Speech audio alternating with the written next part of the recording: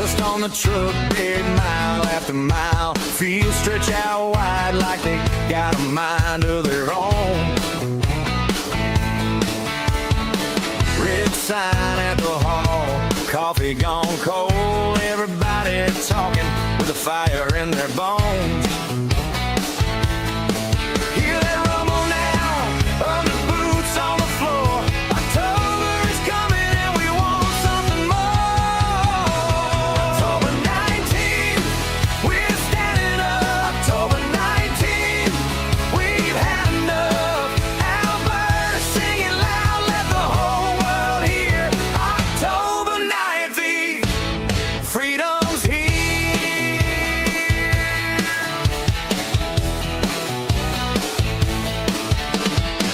Hard hats on hooks, checks run thin, hands on the ledger and the same old grin. From the shop to the rig, from the barn to the street, people keep asking, what do we believe? Hear that rumble now, under boots on the floor. October is coming and we want something more. October 19th, we're standing up. October 19th, we've had enough. Alberta singing loud, let the whole world hear. October 19th, freedom.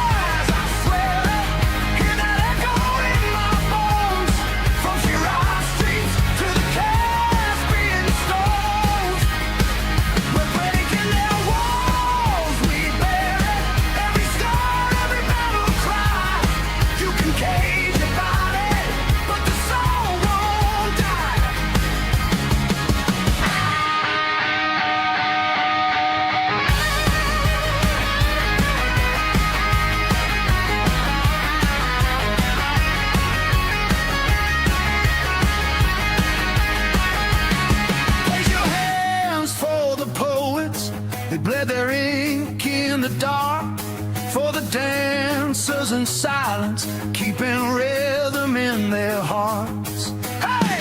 For the brothers in prisons, carving dates into the stone. You are not forgotten, you are not alone. Pressure will rise, I swear it. Hear that echo in my bones. From terror roots to the ancient thrones. We're breaking their walls, we bear it.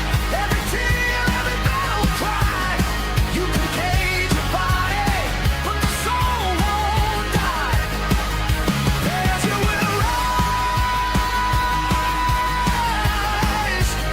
Oh, Persia will rise. We stand together till the falcon flies.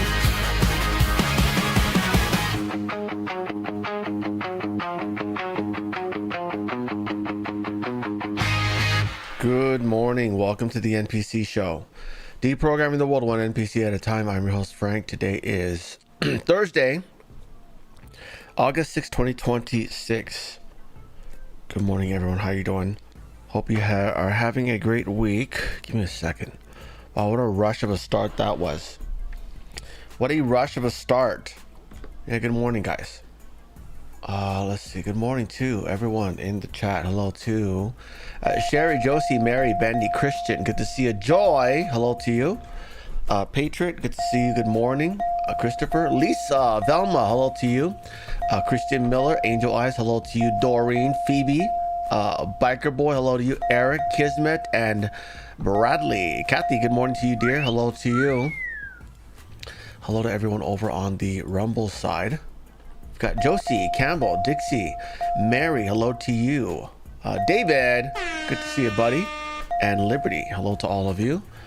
Thank you all for hanging out. Is that David? Thank you very much, David, for the donation. Keeping the channel alive every day. Thank you, David. Let's see. What is this one? Nope, that's not news. Hello to everyone over on Foxhole. Thank you very much, Curious Cat, for the donation. Meow, meow, meow. Thank you very much. Good morning, Stephanie, C. Bear, Curious Cat, and that's it. Anyways, hello guys, good morning. We have quite a long show. I don't even think I picked out all the stories yet. I just have to pile them on tomorrow. No, I already got that one. No one cares about Stephen A. What? Oh, good lord. Tennis champion, got it. We already saw that yesterday. You guys, some of you guys are like a day late on your news. Holy shit. Twitter really is the fastest place to get news, man. And it's too bad only certain people who are friends with Elon are allowed to thrive. Let's see. Abdul, McCabe, nope. Massive amounts of munitions, okay. Newly declassified FBI files. 66,000 records, 633,000 records. I'm not going through that. Let's see. Yeah, Holly's grandstanding again. Catholics Mount Mary's University in Maryland requires course that teaches New Testament through racial justice. Ah, good lord, these Catholic schools, man. I'm telling you, they're not relevant to the Bible anymore, man. Like Catholicism is just completely dropped off. So we need to make our new church in America. We need to dump the Vatican because they're not even practicing the Bible anymore. 15 years later, what is this one? Oh, the Afghanistan thing. Ethiopian born. There's nothing more. That's stupid. She's a candidate still. Good lord. Okay, I guess we're adding that to the show. Yeah, I told you guys a sloppy start, guys. I'm still picking out stories. Still picking out stories here. All right, almost done, guys. Why did a polling center in Virginia suddenly close on primary election day? That's interesting. Oh, looks like we gotta add that to the show. What is this? Where's the Save America stuff? We'll add it right there. 1, 2. Okay, cool. Well, I'm almost caught up, guys. Give me a second. Luigi, we don't care about that guy. Those are ads. African Nation comes out. One of the contingent's largest roads. Yeah, we already know about that. They're also the ones helping to invade Quetta. So, I mean, I don't know what to think about that anymore. Maybe that's Donald Trump's revenge against Spain. You know what I mean? It's like, hey, Spain's been cunty. Could you guys go ahead and invade Quetta? We'll bid you a highway. You know? Let's see. That's John Fetterman grandstanding. We don't care about that anymore because he's voting to protect Fauci. Yeah. This is the guy that Scott Press was like, oh, yeah, I'm going to help you get reelected because you support Israel. Like, that's not good enough. He's still a swamp creature. He's still voting to suppress information about the pandemic, Scott. You know? Holy shit. Nearly 100% of blue states hiding SNAP data. Okay, we'll add that to the fraud section. About here. Sorry, guys. I just want to make sure we get through as many stories as possible, especially on Thursdays because Fridays no one's here.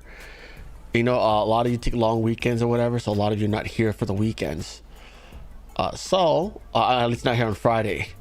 So I like to pile on as much stories as possible on Thursday. So we're gonna get through all this, and then tomorrow will be a short show. Huh? Hello, Sherry. Good to see you. Hello, David Scott. Bad Beat Billy. Hello to you. And good morning, Dawn. Hello, Sherry. Anyone who else just popped in? Nope. Amber. Good to see you, Amber, Josie, and Mary. And same people here. Okay, cool. Let's get going, guys. Oh, great. Am I really buffer? Okay, I'm not. That's just a momentary buffer. Okay, here we go, guys. So, long show, long watch party. And by the way, put a 1 in the chat if you guys want to watch Trump's speech from last night. It's just another campaign speech. It's not as great, you know, like the Q&As. I noticed a lot of people care about those because you get a lot of new information, but the campaign speeches is typically it's whatever we already heard. You know what I mean? It's kind of like the same stuff on a recycle from one location to another, because I mean, you know, how much writing can you really do? Eric wants to see it. Anyone else? Put a 1 in the chat if you want to watch the speech from last night. It's from Las Vegas, by the way. So you know, thank you, Ina. Thank you for the donation. Thank you, Ina. We got several ones. Okay, Christine Miller wants to see it. Okay, guess we're gonna watch it then. Right, we're gonna watch it. All right, let's get going, guys. We got a few ones already. All right, first story of the day. We're gonna get the most darkest story of the day out of the way first because it's very, very dark. Bobby Jr., by the way, has notified he decertified a network for hope over patient safety failures. Okay, so basically there's an those companies that try to find organs for transplant, right? They are apparently taking a page off of China, and they are harvesting organs from people who are still showing signs of life. Why? Because in every living person, there's $250,000 worth of organs just walking around with you every day. And this is why there's an incentive for people to get kidnapped, people to get slaughtered, things like that. Okay. And in this story, I've actually heard of this story in the past, but they've actually brought it to light now. Where the lady, her husband was declared brain dead.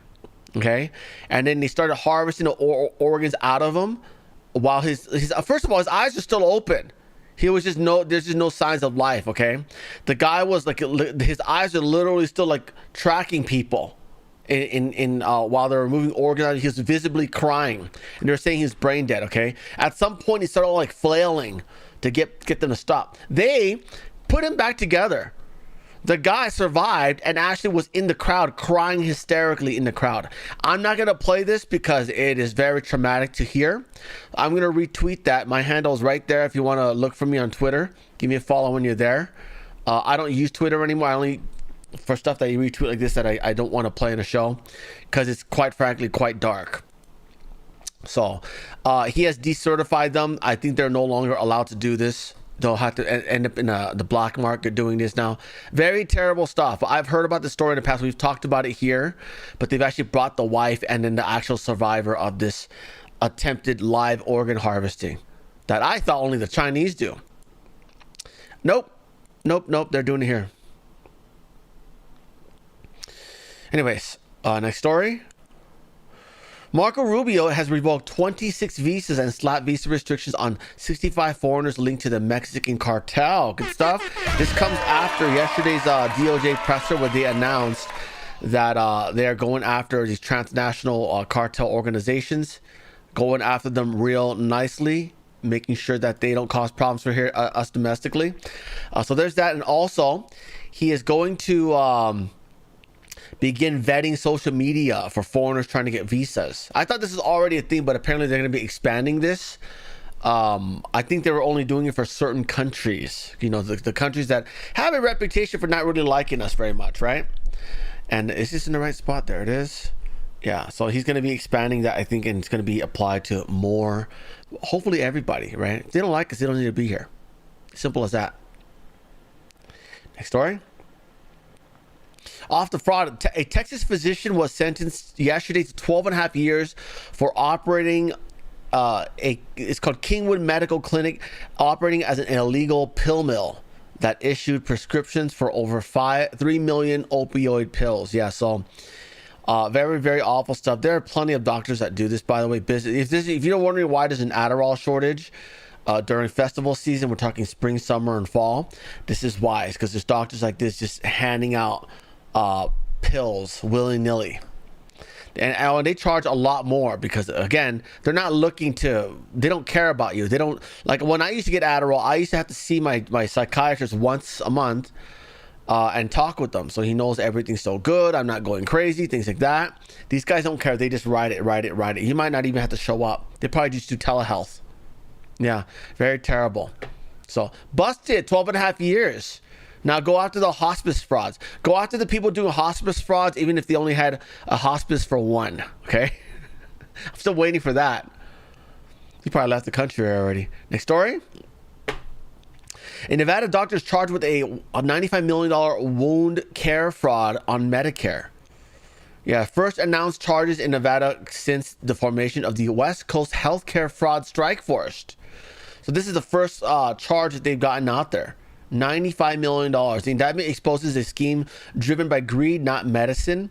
As alleged, this provider exploited elderly patients by pushing costly and unnecessary medical procedures, then lied to Medicare to pocket millions of taxpayer dollars. Schemes like this drain Medicare. We didn't know what it does. Anyways, you guys get the idea. Next story. A Memphis tax preparer pleads guilty to filing false tax returns for clients attempted to defraud the IRS of more than $5.4 million. And you wonder why our taxes keep going up.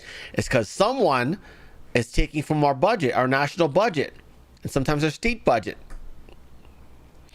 And I'm hoping you guys will lower the tax soon. I doubt it, though. How about some rebate checks? How about them tariff checks?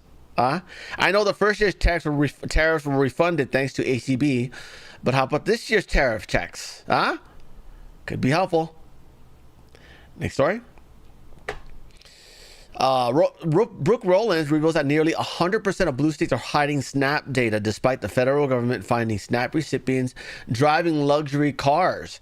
500,000 are getting more than one benefit and 200,000 plus are dead. And they are still, they're hiding the data, guys. Why? Because it's funding Democrat campaigns.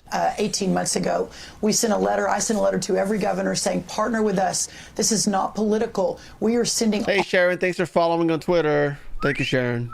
All of this taxpayer money. We have no idea how it's being spent. The fraud is rampant. We know that it is. All the Republican governors and 2 Democrat governors said, yes, we want to be a part of this. What we have found in those states that have more guardrails than Minnesota or New York or California, a couple 100,000 dead people, 500,000 people getting more than one benefit. I mean, people driving luxury cars. But the other blue states, including the 3 that you mentioned, sued us. So we are in massive litigation right now trying to get that data so that we can better serve the American taxpayer. But what Vice President's talking about is codifying that language so that it would require that data sharing so that we don't have to be in this back and forth with these blue states. Got it. Got stuff there. Next story. Oh, we got another Landlord exit fire, guys. This is out in Brooklyn. This is a real bad one. People were actually trapped in there. Yeah. I was beginning to wonder what's happening with these fires. You guys are really just going to tough out the Mamdani land seizure, property seizure? Anyway, so that's Brooklyn and Sapphire. We're going to see a lot more of these guys. In the 70s, they did rent control, and about a third of Brooklyn got burnt down for this reason. Because you can't sell it for, you either have to sell it for a significant loss, or you got to buy fire insurance and use that insurance to get out of these ownerships, right? Next story. A witness has exposed that Michigan State candidate Abdul El Sayed is connected to terrorists and the Muslim Brotherhood. Yes, they had a hearing about this yesterday, by the way. Put a 1 in the chat if you want to hear. It could be a long watch party today. Put a 1 in the chat if you want to hear about this, because the hearing about the Muslim Brotherhood, I think, is probably a lot more significant than Trump's speech. We've heard many of Trump's speeches. Put a 5 if you rather listen to this than the Trump speech from yesterday. Because there's no Q&A. We're not going to get any new alpha. But they had an actual hearing yesterday about the Muslim Brotherhood. And a lot of interesting stuff came out. The Muslim Brotherhood, guys. Conspiracy theorists believe that King Charles is the one who created them. Yeah, because he's a Muslim, closet Muslim now. Abdul El Sayed's candidacy for senator in Michigan concern you? Yes, sir, it does. Why is that? Well, to begin with, I look at the connections that his father-in-law, Chakaku Tayyib, has to Brotherhood-linked groups. This includes being the president at one time of CARE Michigan, also his presence on the Islamic Society of North America Founders Committee, which is only for those most exclusively devoted to ISNA and provides significant amount of funding. There are other known Brotherhood members on that committee. I would also look at El Sayed's ties to a group called Mgage, which purports to be a Muslim sort of get out the vote or candidate recruitment organization, but it has close ties to CARE. It was created by a former CARE member who at one time was on a terror watch list and was also a consultant to convicted terrorist Samuel Arian. Do you believe the Islamic Society of North America, or ISNA, is an ongoing part of the Muslim Brotherhood network in the United States? Yes, sir, I do. There were some HLF documents that reflected hesitation by the Brotherhood that they thought perhaps they were losing control. Well, we got a lot of 5. We got more 5s than we did 1s earlier. So yes, I have replaced the Trump speech with the hearing. But it's only like 70 minutes long. Yes, they had a hearing. We'll watch the whole thing at the end of it. Also, Abdul Sayed's campaign is allying with Hassan Piker, who's now calling Democrat voters Islamophobic pieces of shit if they refuse to back this guy in a primary. Yeah, I hate to tell you this, but not all Democrats are loonies like you and your little group there. Okay, everyone knows about this dangerous cult that has been trying to take over the world for many centuries now. Okay. Yeah, so he's mad because a lot of Democrats are actually going to be not voting for this guy right here. When being like, Abdullah's a ton of work to do mending bridges, here's the take nuke for you, okay? You are all unbelievably Islamophobic pieces of shit. Okay, first of all, the word phobic, let's be clear about something. Most of us are not afraid of you. Okay, some of us are, like the women and children, because you like to bang on them forcefully. But most of us, we just want to get rid of you. We just want to end you. You understand? You see, when we see shit like this, when you tell us that if we don't vote for you, you're Islamophobic, okay, we see that as like, oh, you're trying to guilt trip us and call us, again, white racists because we don't want to support you as a senator of this, as a U.S. senator. Yeah, that didn't work very well when Ilhan Omar was a House rep, wasn't it? That didn't work out very well either. You're trying to guilt us into this. And by the way, that's why we condone these strikes on Iran. Because once we chop off the head of your snake, the rest of you to begin to subside, okay? They'll begin to convert to Christianity, to become regular people, regular, reasonable people again. Yeah, unlike you and your stupid goat fucking uncle, Cenk Uygur. By the way, you guys know that? Cenk Uygur on a live stream, on an interview, admitted to fucking a goat once. Yeah, he was like, yeah, he was like that about it. It wasn't a joke. Yeah, these people are gross. Okay, you literally called the dude a terrorist. He is. He sympathizes with Ali Khamenei, and that guy's the number one state sponsor of terrorism in the world. Absolutely a terrorist. If you agree with what they do, you are also a terrorist. Okay? By the way, aren't you the guy that was calling for more assassinations and more violence against Republicans and American patriots? That's you, right? That's also terrorism, by the way. You terrorist. For months on end, and like called him a sexist, misogynist, terrorist.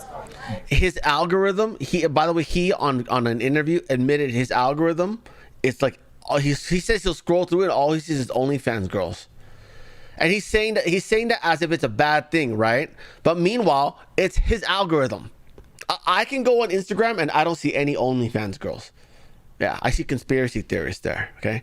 But I don't see any OnlyFans girls. Why? Because I never go to the pages. It doesn't interest me. I see 8s, 9s, and 10s, and I think of them as liabilities. They disgust me, okay? Bad candidate, fake doctor when he has like 2 degrees.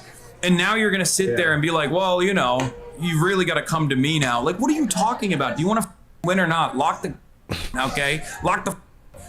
And I do worry that there are some out there who, in an effort to make sure that this narrative that a progressive can win in a state like Michigan doesn't take root, will literally either subtly or being like. Yeah.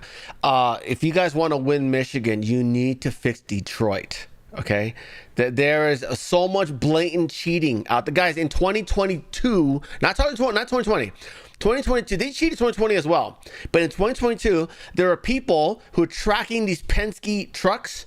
You know those trucks you rent, tracking them going back and forth for 2 weeks prior to the election on the midterm. For 2 weeks prior to the midterm, going back and forth between the count center and a company that prints ballots, back and forth for 2 weeks. Okay.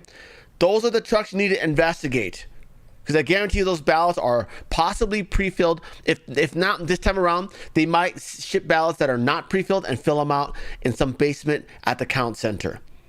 Okay, these are things we're not looking into enough of. Okay, they're busy waiting on the Save America Act. There's things being planned right now.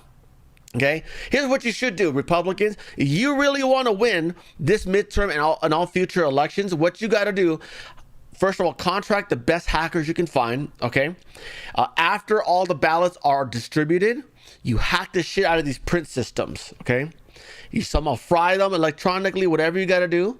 You dismantle and you disable these machines. That way they can't print more ballots after all the ballots have already been distributed. Okay, because if they've already been distributed, it's not election interference, right? All the polling centers have all the ballots that they need, right? Right, all the ones that are being mailed out, they've already been mailed out. After that happens, you got to wreck these centers. Okay. Or how about this? How about a law that prohibits any of these ballot print centers from operating after ballots have been distributed? How about that? That's very reasonable, right? Oh, how about this? And obviously they're going to use overseas printers, right? So what you do is anytime we find a package with American ballots coming in from overseas, we add a 1% tariff to that country for 10 years. Okay, that'll get China to rethink. Hey, we better make sure that our print centers in China are not sending fake ballots over to America, because they're going to get us for election interference, right? Again, like I said, the Save America Act is not enough. Once you get this done, if you get it done, and by the way, JD Vance is actually heading out there today to go talk to them. By the way, JD Vance, if you can get it done today, it's a toss-up between you and Rubio, okay? Because you're clearly really good at domestic affairs if you get it done today. But you probably won't, because we know why they're not doing it, because they need to cheat that guy in. Yeah. Anywho, so there's that. Mom Donnie went to go speak somewhere in New York yesterday. He got booed off within a minute. Ladies and gentlemen, are you ready for some more dancing? Everybody hates you. Oh, no, we're not. No, we're not. You forgot to smirk your way out of there. Getting an award. You want to see like that. who's getting an award? Come on, guys. I want some energy here. Yeah. Where was this at? Some sort of firefighter event, was it? New York police event. Yeah, why would he be there? Why would you want to go to this event and speak? You're literally calling for defunding them. You probably have defunded them, probably cut from their budget, right? And on top of that, you'll get an AG that's letting them off the hook left and right. Yeah. Next story. Another church got burnt. This is out in New York City. I'm sorry, not burnt, but they went and smashed. They jumped the fence and smashed a Virgin Mary statue. Jumping a fence into the courtyard of a Catholic church, pulling out a hammer and smashing a Virgin Mary statue, causing it to fall off its pedestal. It happened on Saturday outside St. Rita's Church in Queens. The incident being investigated by the NYPD's Hate Crime Task Force. It's funny how masks are still a thing when the pandemic's long over. And police are still searching for the person who did it. The church says this is the 4th vandalism incident at that church since 2024. Yeah. I'm telling you, Christians are too soft, man. If anything is going to save Christianity, it might very well be the Jews. I'll tell you that one. Because they're the religion that's fighting the most. Obviously other than the Muslims. Because those guys are fighting in a bad way, right? They're coming after all of us. Christians are way too soft these days, man. Next story. The Democrats are breaking out into panic after realizing that blacks hate Muslims. Yeah, they're looking at the black votes. They're evaluating, and they're like, "Oh, yeah." It turns out the blacks voted for this lady right here. Yeah, no shit. Me one more time here, and I'll show you what the autopsy is telling us in Michigan, how the major college towns in that state voted. You ready? Here it is now. He won by 53 in Ypsilanti, 36 in East Lansing, 36, 31, 30, 28. That's a clean sweep. The colleges, guys. That's where they're teaching communism. I'm telling you, I'm 43. My older brother was taught that communism was the ideal society at University of Irvine. All right. What did she do with major black towns? California, Irvine. Across the state. She won by 53 points, 49 points, 40 points, 37, 35, 31. There's a clear distinction. Wow. So majority black townships across Michigan voted for the Whammon, the white liberal Whammon. Yeah. You can still say Michigan. You can still keep Michigan a Christian state. You can still be black dominant. You're just going to be a Republican. That's all. They're not that bad. They ain't racist. I'll tell you that much. Here, gentlemen, between these two voting groups. Look at that. Flint, Detroit, Highland Park. Wow. At least this past week in Michigan. Mark Penn, how do you dissect these numbers right now? That's interesting when you see this, because Detroit, Dearborn, Michigan, it's like in the suburbs of Detroit. It's not too far off. And Stevens plus 28, and the other end is like Muslim, right? Now. Well, I would not confuse. Yeah, we don't need this video. That's the end of the video anyways. Next story. An Ethiopian-born Colorado DSA candidate, her name is Milat Kairos, I'm butchering the name on purpose, says there's nothing more American than socialism. Yeah, I hate to tell you this, but Thanksgiving was a failed socialist experiment. Okay, everyone went broke and there was no food and things like that, other than that one meal that they had. That's why they had to switch to private ownership, private property, capitalism. Stupid. Why would you work when the next person next to you could just do all the work for you? Since when did we just kind of like meander and have the Canadians and the Mexicans do all the work for us? When did that ever happen? Right? That's why we've got all the GDP, right? Because they're doing all the work, right? Well, we just live. We just do the socialism. Yeah. Unfortunately, she might win, dude. I don't think there's anything more American than subscribing to an economic philosophy that, as the evidence shows, is the only one that's actually capable of delivering things like life, liberty, and the pursuit of happiness. I really can't think of anything else. Socialism has proven to deliver on the values of the Declaration of Independence more than capitalism has. Yeah. When we talk about capitalism, one of the things that folks talk about with capitalism is a theory is that it's responsible for, it is. I already know what you're going to say. It is. Okay. Every communist country that's thriving today only thrived because they had capitalist customers. Okay. Now that we're tariffing China, no longer buying from them, we're reshoring a lot of our products, they're collapsing. Yeah. By the way, you know what's going on in China right now? Street takeovers. Yeah. They're taking a page off of us, guys. They love it. They love it. Yeah, this is what happens. This is the decay of society, guys. Rampant crime, blatant disobedience, and glorifying it. Video recording and uploading it. Yeah. That's what we're trying to undo. That's why we're going to get rid of that dumb rap music. Delivering people out of poverty here in the Yeah, we not only get ourselves out of poverty, we get other countries out of poverty. Do you see any socialist or communist countries doing food drops? Zero, okay? Water treatment plant in Tijuana, Mexico, we paid for that. Okay, power plant in South Africa, the Europeans paid for that. You tell me what country's China ever helped out of poverty? In fact, I believe they're exploiting Africa right now for cheap labor and giving up predatory loans to seize their land. China owns most of the seaports in Africa because they're not smart enough to do math. They didn't realize, we cannot afford this. They didn't realize that, guys. More people out of poverty around the world than any other economic system. Yeah. Yes. Which isn't... See, they lie about everything. This is what they do. They just go and lie. And they do it with a smile. You see? Her, the smirk, Mamdani smirk. This is what they learn in propaganda school. The Indian dude, he's always... Even when he's talking about something like a travesty in life, there was a mass pew-pew today. He's always got that big derpy smile. They learn that in propaganda school. Okay? As long as you smile, you look like you're the good guy. Entire story.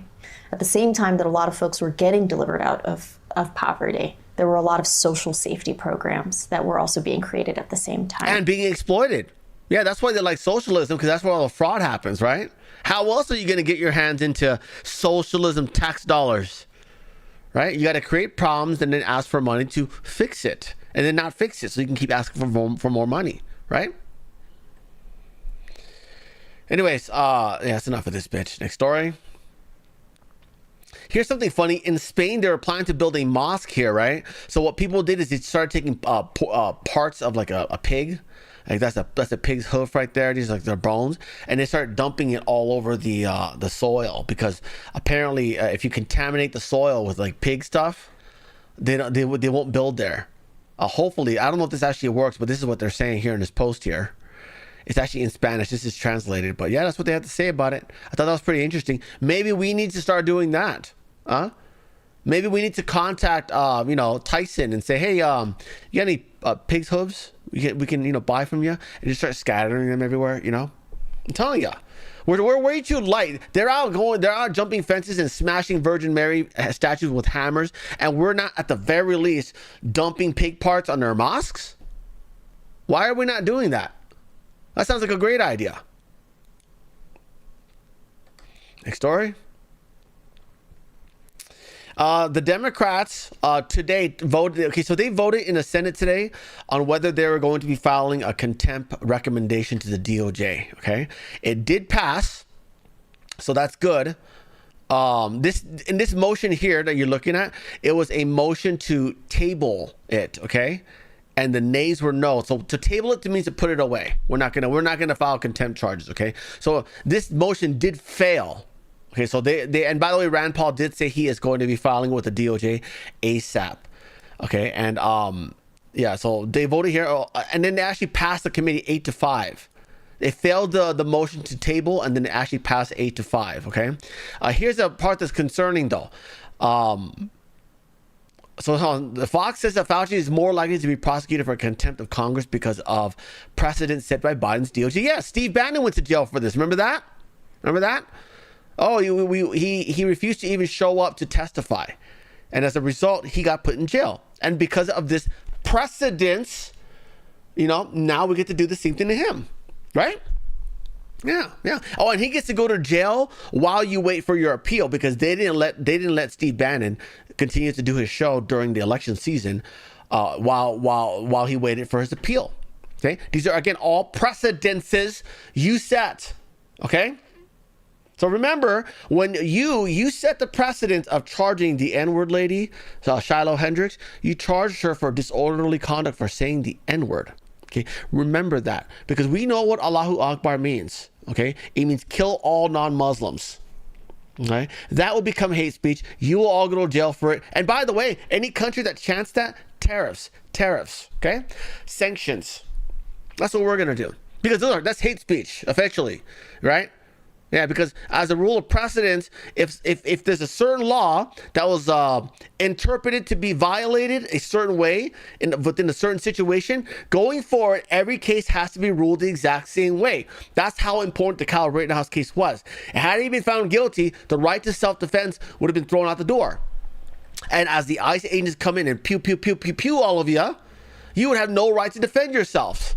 Which, by the way, you notice they're not chanting ban gun rights anymore? You guys notice that? Yeah. There was just a mass pew-pew the other day. I don't hear anyone saying, oh, gotta get rid of guns. No, because they know they need them. And by the way, if Kyle Rittenhouse was in jail right now, you would really need them. But you wouldn't have it. You wouldn't be able to use them. Because if you used it, you'd be going to jail, like Kyle Rittenhouse. But they didn't care. They just cared about the fact that he killed Democrats. Stupid. Oh, look at that. Laura Ingram's in the back. I totally forgot that. Damn, why does this keep moving? Give me a second. Next story. See, things about Windows 11, that's terrible. Oh, yeah. So Senator Ron Johnson, by the way, managed to obtain Fauci's COVID-era iPhone from the HHS. Look at that. Oh, this guy's gonna be in a lot of trouble if there's any diary talk in there, if you know what I mean. Yeah. Anywho, so Ron Johnson says the permanent subcommittee on investigations has obtained a copy of Fauci's phone from the HHS. Hopefully, this device will address many of the questions he refused to answer at last week's hearing. Look at that. Good stuff. So we'll see what comes out of that. I'm more looking forward to Uthmeier's investigation as well as I think Missouri and one more state. There's 3 states that are independently investigating this guy for all the crimes against humanity that he committed. So what is this one? Where's the Fetterman one? We'll get to that in a bit. Uthmeier just confirmed he's probing possible criminal activity by Dr. Fauci for deceptive trade, fraud, and public nuisance. Yeah, and not to mention that he made a lot of money. He got paid a lot of money by Big Pharma, right? Yeah, a lot of grants, a lot of bonuses. So that's a big conflict of interest there. He said nothing's off the table. Let's see what he has to say. Here we go. Do you think it starts as a civil inquiry, right? But we're going to tie in all aspects of Florida common law, things ranging from deceptive trade, fraud, public nuisance. Nothing is off the table. Where you have lies and dishonesty that result in people getting hurt, and a lot of people got hurt. And this is one of the largest evidences of harm in human history. And if he's personally profiting off of that outside from his government role, he could have problems. Do you think it could lead? Well, so there's that. Next story. No, let's just see that for later real quick.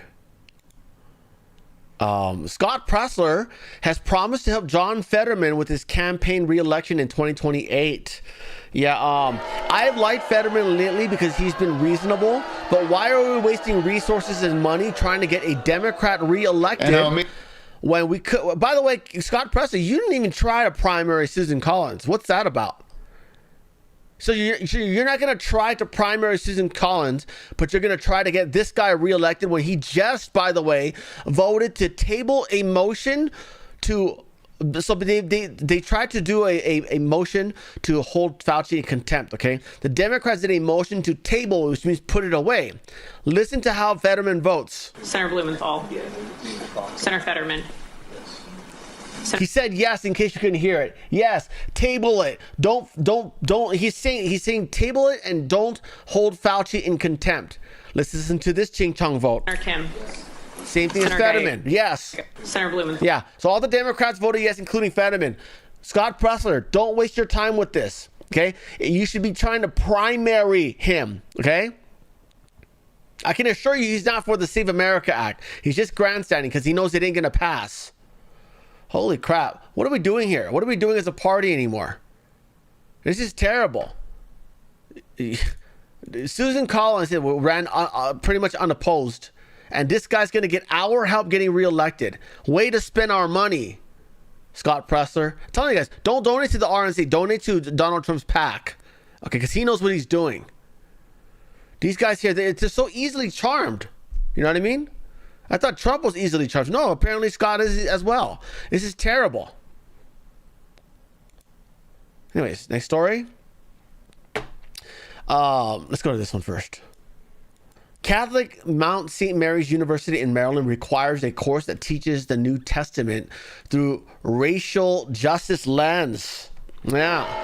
Again, we need to figure this out, man, because I'm almost certain that they're doing this because they're being strong-armed by the Vatican or some shit like that. I don't know how their organization works, but there's no reason why an Islamic country like Italy gets to be the headquarters for like all Christianity all over the world. They're not even driving Christian values anymore.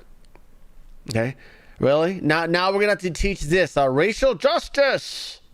Yeah, that's terrible. That's terrible. I'm telling you guys, you're gonna donate money, give it to Donald Trump's PAC. Don't give it to any church. Don't give it to any Christian organization. They will not uphold your values. Okay. Good Lord. Next story. Puff Daddy got more time, guys. Yeah. Puff Daddy got his release date postponed after a prison fight, and he also got solitary confinement. Ooh, that's a dark one. He's gonna come out all fucked up now. Yeah. Yeah, what happened, P. Diddy? Did you try to rape someone? Yeah, I bet that's what happened. You got in a fight because you're trying to boink somebody in the butt. Anyway, so yeah, this guy's he's apparently more thug life than I thought. Unless someone was trying to get a piece of his ass, and he's like fighting his way out of it. Why didn't you just go for it? We know which way you swing, guy. You know. Anyways, prison fight, P. Diddy. Holy crap! Wasn't expecting that. I thought he would love his time there. You know, he gets to bang so many dudes. No, it didn't happen. Next story. Give me 1 second. Next story. A polling location in Northern Virginia closed on the primary day. Isn't that bizarre? They're trying to investigate this, and again, this location is not a polling site on election day. So, in other words, they are paid to do early voting because they know Democrats do all the early voting. They're open during early voting, but on election day, they're like, we're not open. Yeah. So, again, Virginia. You guys better figure this out because whoever's controlling the budget for these facilities is controlling the budget in a way that favors Democrats. Okay, Democrats vote early. They take a whole month to vote. We're the ones who all voting in one day still. Very ridiculous. So this guy reported that right there. He came to Old Town Alexandria to vote in the Virginia primaries and found that sign. Yep. Terrible. Next story. A bombshell dropped. Declassified files show that 633,000 Maricopa County voter files were hacked and stolen on the eve of the 2020 election. And the Biden DOJ refused to do anything about it. And in fact, they not only didn't do anything about it, his Bill Barr strong-armed people to not investigate it. Remember that? Yeah, Bill Barr did that. Bill Barr contacted the Pennsylvania AG and says, don't investigate it. Yeah. Anyway, so this must be, I wonder if this has involved with a China hack. Right? Probably is. They have everything. Probably included in there. Next story. New evidence reveals 68 cities where Democrat-funded GBI strategies. Remember that company? They're supposed to get out the vote. And meanwhile, they got a bunch of gift cards that they're ready to hand out to people to vote a certain way. They sent over 104 packages filled with Michigan voter registrations. Muskegon was only where they were caught. So there are apparently 68 other cities where this has been going on. She's been working very hard hiding that data. You guys got to pay more attention to Michigan. Holy crap! We're about to have a Marxist Islamic senator out of there, and we haven't fixed much out of it. Someone reached out to Patty McMurray. Holy crap! Someone from the Trump administration. She'll tell you all about it. Anyways, there's that. Next story. Mike Lee yesterday emerged from the Senate chamber and came out of a meeting with John Thune and says that the Save America Act is advancing in a favorable direction. That's a surprising one right there.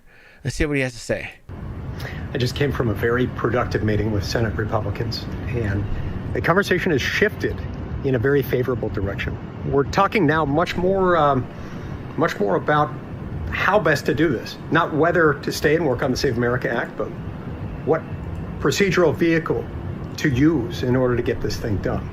So look, I always, this is a step-by-step process. I don't want to proclaim victory, but the conversation has moved in a favorable direction. I want to thank Senate Majority Leader John Thune and our whip, John Barrasso, for leading a very productive discussion today. So those two realities are there. Now, is there somewhere in here with budget reconciliation that we can do pieces of the Save America Act, or at least in a fiscal way deal with funding for some of those things? Maybe, and we'll see what the draft will bear on that. We're having conversations, as you know, right now about that proposition, so we'll keep you posted. Leader Thune, one of the members of your elated by the president when he says he wants you to stay in session, wants you to pass the Save America Act. Okay, we're not going to do this one. We heard that one already. Give me 1 second. Zelensky to make first trip to Serbia. Okay. Next story. Mike Lee also, oh no, that's the same video, I think. But Senate Republicans are actively discussing forcing a vote related to the Save America Act. It's Thursday, guys. It's Thursday. This is technically your last day with the floor. Okay. There are rumors, by the way, that they are staying behind over the weekend to work on a Clarity Act. Not this. Okay. I don't think you'll get a full floor vote unless it's today. Because they only work 3 days a week, Tuesday through Thursday, on the floor anyways. The rest of the week, they do other things, meetings, taking bribes, going on vacations, things like that, things that they're good at. So they're saying, this is yesterday, it says they're actively discussing forcing a vote related to the Save America Act as part of a deal to go on summer recess. That's according to Politico. So I don't know how legitimate that is. That's the same video we just saw. Next story.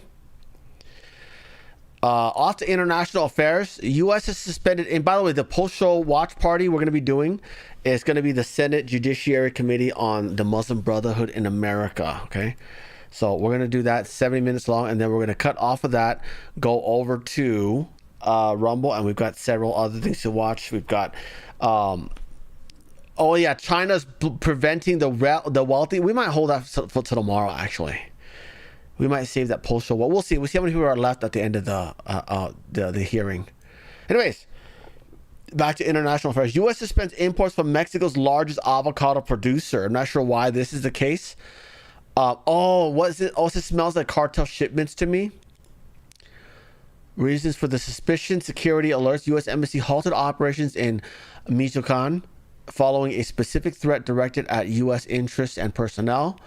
Organized crime. The region faces ongoing risk from cartel violence and criminal groups. Inspector safety. Similar temporary freezes occurred in 2022 and 2024 after American plant safety inspectors faced direct threats or detention during local security incidents. Anyways, you guys will still get imports from other parts of the world. Next story. Lebanon state media reports new Israeli strikes in the south. Good stuff. Blow them up. We don't need them there. They're a useless country. Get rid of Hezbollah. Next story. By the way, today, so I didn't park the story, but the Houthis in Yemen attacked the Yemeni army today. Yeah. Way to let them fester and live in your country, fucking idiots. They're causing nothing but trouble for you guys, and now you guys can't even stop them. You're just like Mexico now. Next story. Kuwait orders Iranian school to shut down. Yeah, they're telling him, hey, don't be at school because we're going to start firing missiles now. Yeah, everyone's sick of Iran, including all their neighbors here. Yeah. Kuwait ordered closure of the country's only... Oh, no, I'm sorry. Kuwait ordered the closure of an Iranian school in their country?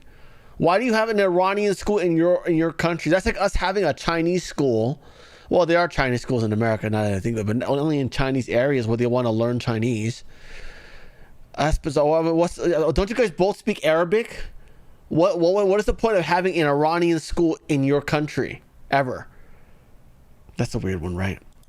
Anyways, teaching radical Islamism is probably what it is. The minister revoked the school's educational license. Good. Closure came after Kuwait faced repeated Iranian attacks. Yeah, that'd be a good reason to shut down their school. They shouldn't be able to make money off of that and spread their propaganda to your kids, even though it's kind of the same. Next story. A massive smoke out of an oil refinery in Russia. Yeah, this was hit by Ukraine there. Look at that.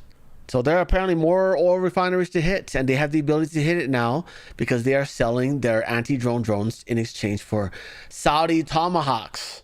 Yeah, Saudi cruise missiles, guys. Do you think we were the only ones that had it? No. Those Sand Mexicans. The Sand Mexicans have them too. Yeah. Next story. Sweden is going to hand over a ship that they seized that belonged to Russia's Shadow Fleet. They're going to hand it over to Ukraine. Yeah. Look at that. Like the big bad bear is getting their ship seized by Sweden, of all countries. Sweden. Yeah. What happened, Russia? I thought you were winning. I thought nothing could stop the great bear. What happened to that? I told you guys to make a fucking deal in February, ASAP. Even if you had to give up the entire Donbass region, you should have done it. Now you're going to lose Crimea while you're at it and possibly Moscow. Are you kidding me, you guys? What are you guys doing? I liked you guys. I wanted you to continue to exist, but it looks like Ukraine's going to be annexing you now. Good luck getting that war to stop. Next story. Colombian authorities seized bus carrying 420 kilograms of explosives bound for Cali days. What's that? Before presidential inauguration. Oh, gotcha. So Cali is a city in Colombia. I believe that's where they're having the inauguration. It's going to be outside of Bogota for the first time in like a century, by the way. And they found explosives. Yeah, they're still trying to blow up the new president. The one that was Trump endorsed, that is going to build a Colombian CCOT and put all the Colombian cartel in it and pack them in like sardines, like Bukele did in El Salvador. They're gonna do that, and he already announced it. Probably shouldn't have announced something like that. Probably should have just quietly built it and announced that you're gonna do it later. She already won. He didn't need to announce it again. I think he announced it before the election, by the way. Good Lord. Like I said, you got Trump admin, you might want to send some Secret Service agent to protect that guy because they're going to kill him. They're going to kill the shit out of this guy. I believe that's him right there, the new president. We're going to get rid of the Petro, the guy with pubic hairs on his head. Yeah, we're going to get rid of that guy. Hopefully, unless they blow this guy up, then it's a whole different thing, right? Next story. This lady here was an Iranian women's soccer team. Remember, she stayed behind to become an Australian citizen. She was granted said citizenship, guys. And she said she's proud to become an Australian. Yeah, good. You got to be real careful, though, because there's a lot of radical Islamists in Australia. And they probably will stone you on behalf of Iran because they're stupid and crazy. Holy shit. So two former Iranian, so two of them stayed behind. Good stuff. Good stuff. I wonder if any of the... I suppose the Iranian men didn't want to stay, huh? I didn't hear anything about that. I didn't hear anything about them wanting to stay. Yeah. Next story. The FAA says Trump was not in danger when the incident happened here. Trump was basically in Marine One. And right there, that's Marine One. And within 1.5 miles of it, it's off the screen, but it's way up there. Within 1.5 miles of it is Trump's plane. Now, if you're not aware of how this is supposed to work, whenever the president is going to be flying, the airspace is supposed to be cleared for the president. Okay, and in addition to that, they also take precaution to not fly in crowded areas because it's a big inconvenience for them, right? But look at that. He's flying within 1.5 miles of it. So that's not... They didn't basically... Oh, and by the way, the audio was apparently very jarbled. And they couldn't communicate and say, hey, we're flying through the area, clear the airspace for the president. Yeah, that was jarbled audio. This is how archaic our FAA systems are. Marine One helicopter. Officials are questioning why commercial traffic continued at Reagan National Airport on Tuesday despite the chopper lifting off. And we've got now some of the audio from that moment as well. Jackie Heinrich is at the White House. She's got the latest details on what we're learning. Jackie? Good morning, guys. Yeah, this happened on Tuesday. Marine One took off from the White House grounds with the president on board, but air traffic controllers had not stopped traffic at nearby Reagan National Airport. You can hear the pilot talking to air traffic control. Listen here. Tower, that's Marine One proceeding as briefed. One, you got traffic for taking off runway 1, E170. Marine One, visual traffic. Marine 1, roger. We'll be doing a momentary delay. The FAA says despite this violation, it was not a close call. Federal aviation rules require aircraft to stay separated by at least 1.5 miles horizontally and 500 feet vertically. The flight paths of the jet and Marine One were not converging, and the president was never in danger. Tracking data shows Marine One left the White House at 2:33 p.m. Eastern, bound for Joint Base Andrews, and about a minute later, an American Airlines flight operated by Envoy Air took off for Florida. A White House spokesperson says, quote, Marine One flights are piloted by some of the best aviators in the world, and at no point was the president in harm's way. Nevertheless, the NTSB says it's looking into how this happened, and so far, the FAA says, based on our preliminary safety review, there was momentary loss of separation, after which the aircraft continued to move away from one another. The air traffic controller was in contact with both the commercial pilot and Marine One pilot during the loss of separation. Now, you might recall that deadly collision between an Army Black Hawk helicopter and a regional jet that was cleared to land at Reagan National Airport back in January of last year, January 2025. That crash took the lives of 67 people. Yeah. Yeah, still shouldn't be in the air. All it takes is one rogue, crooked pilot who worships Muhammad. That's all it takes. Next story. By the way, you guys realize the assassination attempt on in Los Angeles at Trump's golf course? That just happens to, again, be during a ceasefire between us and Iran. So in other words, they called for a ceasefire, and then there's all of a sudden another assassination attempt? Huh. Apparently that's what they spend their time doing. I'm telling you, Mr. President, if you wanna thwart these assassination attempts, you need to replace JD Vance with Mark Levin, okay? Because we know Mark Levin will blow the crap out of the Middle East, every single country out there, okay? Then they'll be too afraid to assassinate you. You get what I'm saying? You get a non-interventionalist like JD Vance as your vice president, and now there's an incentive to put you out. Because JD Vance will probably pull everyone out of the Hormuz Strait. Anyways, yesterday was his Trump speech out in Las Vegas. Look, this is a pretty nice, wholesome moment here. This kid here is just kind of wandering around, meandering, right? Uh-oh. Uh-oh. To stand here before you and speak. And Trump rushes to go get him. I have a little mongering going on right now. I'm so sorry. No. He said he doesn't want him to be like Biden and fall off the stage. Grandpa Trump. Good stuff. Anyways. Nikita Bier, B-I-E-R, I don't know how to say his name. He was the head of product at Twitter. He has stepped down yesterday. Look at that. He's gone. He's a gonzo. He's like, I don't want to do this anymore. Oh. Yeah. So he's gone. And again, they haven't made Twitter better. You know? You might have brought in some people back, but I mean, at least half of your traffic is gone from where it was when you first took over. We can see it in everyone's numbers. You shadow banned everyone outside of Elon's little circle, and everyone's kind of given up. And unfortunately, the combination of Mario Nawfal and Dom Lucra, not enough to keep people on the platform. Unfortunately, those are the people you put up at the top of the platform, and unfortunately, they're not very insightful. They're not very captivating. People don't really... I mean, Dom Lucas spent 4 years recycling conspiracy theories in 2017. That's all he did. There was nothing new there. Right? There's nothing new there. But no, your algorithm, you pumped them to the top, and then for what? For what? Now your platform's all dead. Even he doesn't want to be there anymore. Look at that. Next story.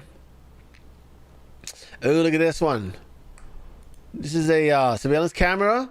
And that's a car. Oh, look at that. On top of the mailbox. Wow, launched himself up on over the boulder. Ooh. Anyways, I gotta sneeze, damn it. Damn it. Ugh. Anyways, Frank Show Clips, another channel right there. Please give that a subscribe. Look in the description. You'll find links to both my channels, Frank's Funny Shorts as well as Frank Show Clips. Please hype videos on that channel if you can. It's worth more over there. 2,000 points as opposed to this main channel. Cash App, buy me a copy, subscribe to my Patreon, or ways you can support the channel, or you can become like Becky, buy a membership, or you could buy one on Rumble. It's $5 a month. Hello, Dog Grandma, good to see you, dear. Thanks for being here. But yeah, if you buy a membership over on Rumble, you get access to our Rumble Premium Hangouts.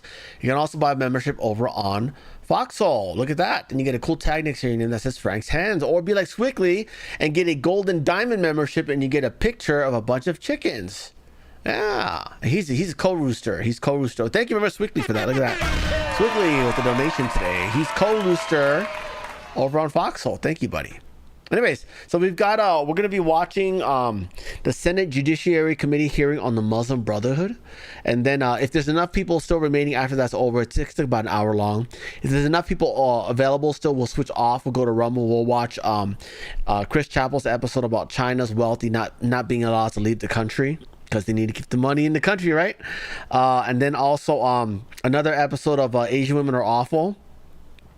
This one's about the basically the older unmarried women are now having to like compete with their bride prices. They're competing by lowering the bride prices. Some of them putting $0 bride price to compete with each other. So it's getting funny because it's like they're all competing with each other now for like the whatever leftover man is around, And then an episode of Joshua. This is if there's still people around. An episode of Joshua about Fauci's contempt case. Okay, so anyways, here we go. Here is. Good afternoon. This hearing is called to order. This hearing is focused on hidden in plain sight, confronting the Muslim Brotherhood network in America. You may notice that there are empty chairs on the Democrat side of the dais. The American people should ask themselves why not a single member of the minority decided that a hearing on terrorism was worth their time. It is an embarrassment and a disservice to the thousands of American victims of the Muslim Brotherhood, including most recently the dozens of Americans who died on October 7th at the hand of Gaza's Muslim Brotherhood branch, Hamas. Beginning in the 1990s, America has endured a litany of terrorist attacks. Give me 1 second. I'll rewind it a little bit. Thank you very much, Christian Moore, for the donation. Thank you, buddy. Christian says, Doug went fishing. He's going to get skunked. Oh, I hope not. It's going to be stinky, especially if you live in the same house. Have fun, Doug. Catch something big. Good luck. America has endured a litany of terrorist attacks that we must never forget. The first, World Trade Center bombing. The Khobar Towers bombing. Oh, thank you very much, Dog Grandma, for the donation. I didn't see that. Thank you very much, dear. Yeah, Dog Grandma. $20. She says, keep up the great show, dear. Thank you very much. Thank you for your contribution. You're keeping the channel alive, dear. Thank you. The East Africa Embassy bombings. The bombing of the USS Cole. And, of course, September 11th. Yet as America prepares to confront Muslim jihadist terrorists overseas, a different challenge was already emerging, one that did not seek to conquer America through military force, but through a long-term influence campaign from within. In 1991, the Muslim Brotherhood drafted what became known as the Explanatory Memorandum, discovered by FBI investigators in 2004 in Annandale, Virginia, just across the river from where we sit today. The memorandum described what it called a, quote, civilizational jihadist process in North America. And it explained that process in unmistakable terms. It declared that the Brotherhood's work in America was, quote, a grand jihad in eliminating and destroying the Western civilization from within and sabotaging its miserable house by their hands and the hands of the believers. But the memorandum did not stop at simply describing an objective. It also explained how to get there. It called on the Brotherhood to, quote, master the art of coalition building, and to, quote, absorb, contain, and cooperate with the existing Islamic organizations in order to advance its mission in North America. History has taught Americans the danger of dismissing determined jihadist movements because their ambitions seem too extreme to be real. The present members of this subcommittee will look at two questions. First, how the Muslim Brotherhood built its network in America. And second, what that network looks like today. Real quick, let me do one live read. It will not be long. Here we go. Let's see if that works. Cool, it does. All right. We hear a lot about crypto, but here's the part most people miss. Crypto was created so you could actually own and control your money. After the 2008 financial crisis, Bitcoin was designed as an alternative to banks. So instead of a bank holding your money, delaying transfers, limiting access, you were in control. And if you've ever had to wait for a transfer to clear, you felt that problem. Now, fast forward to today, everyone's heard of crypto, but getting started still feels complicated. That's exactly why I use Rumble Wallet. It takes all that complexity and makes it simple. Choose what you want: Bitcoin, dollar-backed stable coins, or even digital gold backed by real gold. No complicated setup. It connects with MoonPay so you can actually use your credit card, debit card, or bank account and be up and running in minutes. Once you're all set up, you can even support your favorite Rumble creators like me directly. So do this now. Scan the QR code or click on the link in the description on Rumble and download Rumble Wallet. From there, you can set up your wallet, tap buy, and you're in the game. In just a few minutes, you can go from just hearing about crypto to actually owning some. All right, here we go. Back to the show. The Muslim Brotherhood spawned Hamas, influenced the ideology of al-Qaeda, and gave rise to multiple terrorist organizations. Egypt, Saudi Arabia, the UAE, and now the United States have all designated the Muslim Brotherhood as a terrorist organization. One of President Trump's most important national security accomplishments and the culmination of a decade-long effort that I've been proud to lead in Congress through repeated legislative measures. But what is less known is the Muslim Brotherhood's network right here in the United States.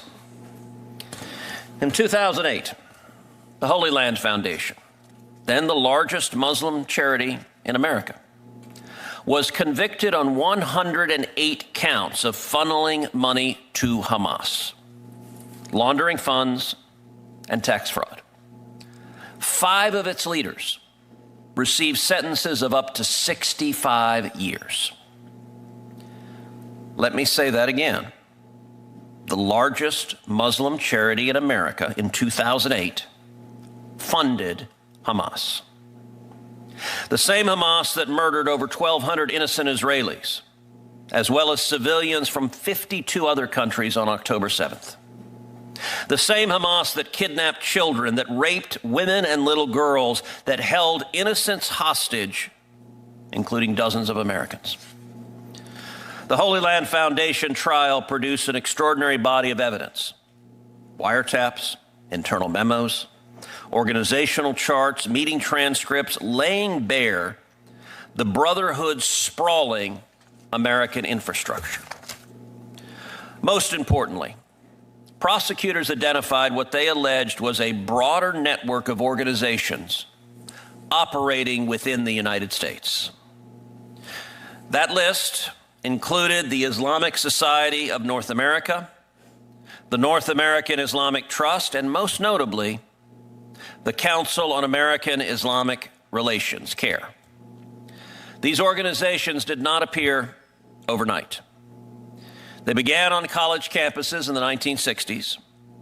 They were built patiently over decades through exactly the kind of institution building and coalition building described in the explanatory memorandum. Now let's look at the Muslim Brotherhood network today and its influence in the United States today. In fact, just yesterday, Abdul El-Sayed, the son-in-law of a leading member of several Brotherhood groups, won Michigan's Democrat primary for U.S. Senate. Perfect timing for this hearing. Probably explains why no Democrats are here and none intend to attend, because their campaign is now openly embracing terrorist organizations waging war on America. Behind El Sayed's political rise sits a much older and more entrenched institutional network. At the center of this sprawling network is the Council on American Islamic Relations. CAIR was founded in 1994 by Brotherhood affiliates.